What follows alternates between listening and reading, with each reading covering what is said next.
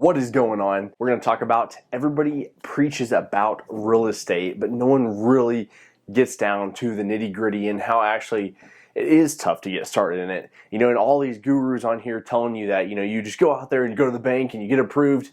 Well, it really didn't work out that way for us. It took us a very long time to get started in the real estate business and to build it to where it is today. And so today I'm going to show you all those different things and tell you about some of the negative things and the challenging things it was to get started into real estate, how to make it easier on you whenever you do go to the bank and you try to get started in this business. So let's just say you go out and you found your property, you're wanting to get started, and you're really not knowing where to start. We do get quite a few phone calls, a lot, asking, hey, I want to buy my first investment property, but where do I begin?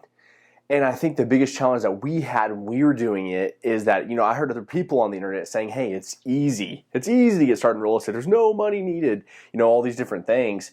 And I agree, once you get going in it, it is easy. But trying to get your first deal done was very challenging, especially if it's $1 million deal or if it's a $500,000 deal. It doesn't matter.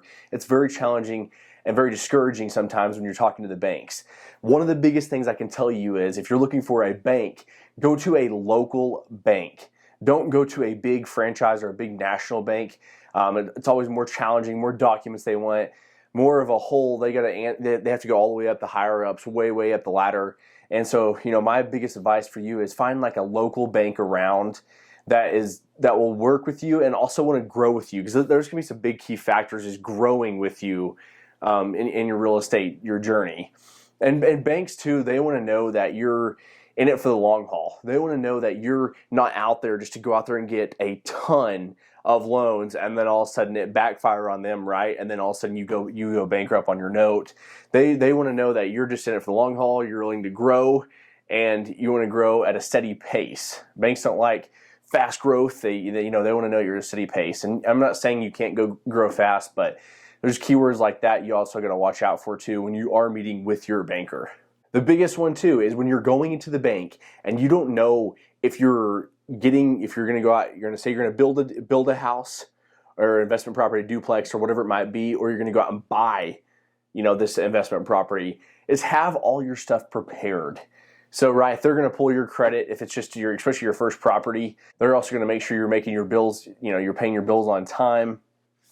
Some major things like that. But if you were prepared when you walk into that. So when we go into a bank now, right, I already have all my building plans, I already have my projected rent roll, right, because I don't have anything rented, it's not built yet. So I have my projected rent roll. I have all these different things mapped out. What money we're going to put down or what we're going to, maybe an asset you're going to pledge. Something of that sort is what you need to be making sure and have everything prepared before you walk in that door, because the bank's going to need your tax returns for the last 3 years, and so forth. And of course, they're going to make sure, you have some cash in the bank. They want to know that you're experienced at this too, because if you're going to go out and say you're just going to do a duplex, right, it's not that big of a deal, but say you're going to the bank and you're trying to get a 20 unit, that's a little bit more of a risk for them. So they want to make sure that you prepared. So maybe, having your background too, we did a paper, where we put our background on there. We're saying I was in real estate for 6 years.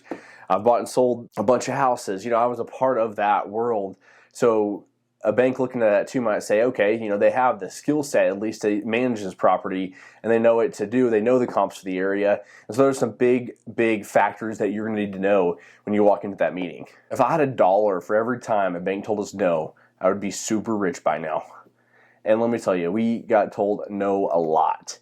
So if you go to a bank and you go in there and you present all this stuff and it's a perfect idea, you think it's the perfect idea, it's a way to make a ton of money, and it probably is, and the bank tells you no, right? That moment is probably the worst moment in your entire life, because you walk out of there and me and Kendall would be like, oh my gosh, it's the end of the world. We're not going to find another bank now. What are we going to do? Ask another bank. If you get a no, keep going until you get a yes.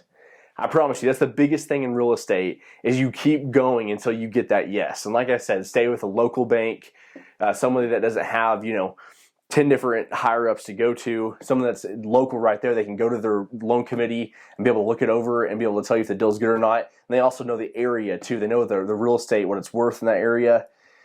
So if you're having a discouraging moment where you've gone to the bank already, it's your fourth bank and you still haven't got that loan set up, I promise you're going to find a bank out there that does see the vision with you and that wants to further the relationship and grow with you. It just takes some time, and you also got to stay positive during it. So we got our first rental property about 6-7 years ago, and it was like, I think $38,000 or so. We were in it for $650, $700 a month, and it was a great property. The thing that, you know, a lot of guys don't talk about is that you go and you get this property, right, and say my mortgage is $450 or $500 a month. Well, then that leaves me with $200 left over. Well, I still have property tax on that property. So really you're talking about, I think my property tax was like $600, $700 at the time. I mean, you're talking about with barely anything left over. Like, I mean, $100 maybe on that property.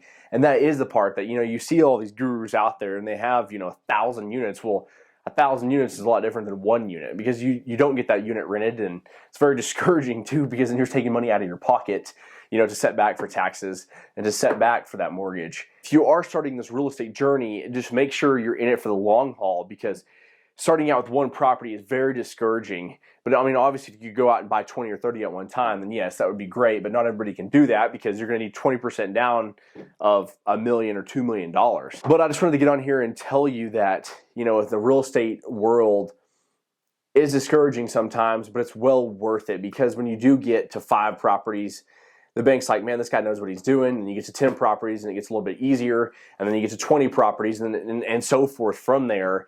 And then all of a sudden you start to have that extra $200 a month when those properties come in when you have 20 of them. So you have this extra cash flow coming in while you're still working your full-time job. Well, then now you can go out and have an extra 40, 50K a year to go out and buy more properties, and then it starts to really multiply. It's just a very slow game in the beginning when you're first starting out.